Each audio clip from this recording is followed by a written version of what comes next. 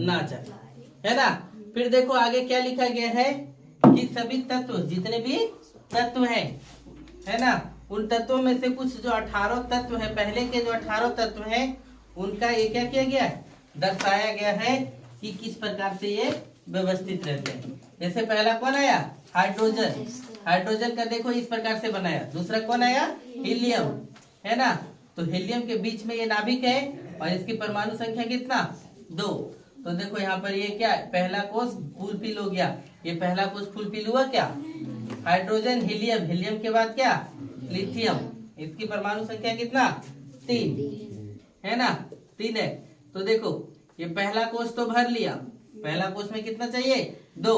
तो फिर अगला कोष जाएगा, तो अगला कोष में कितना भरेगा, 1। समझ गए क्या। फिर आया कौन, बेरिलियम, है ना। कौन सा, बेरिलियम।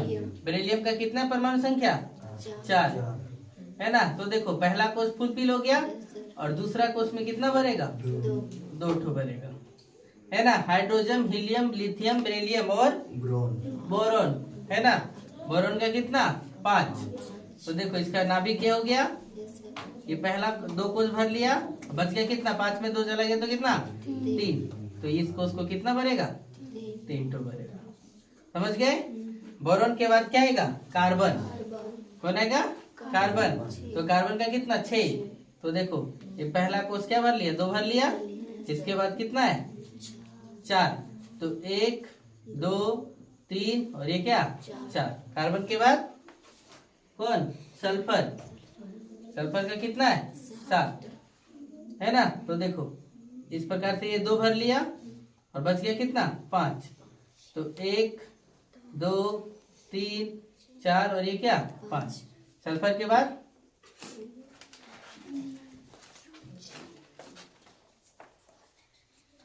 सल्फर नहीं, ये सोडियम, नाइट्रोजन होगा ना।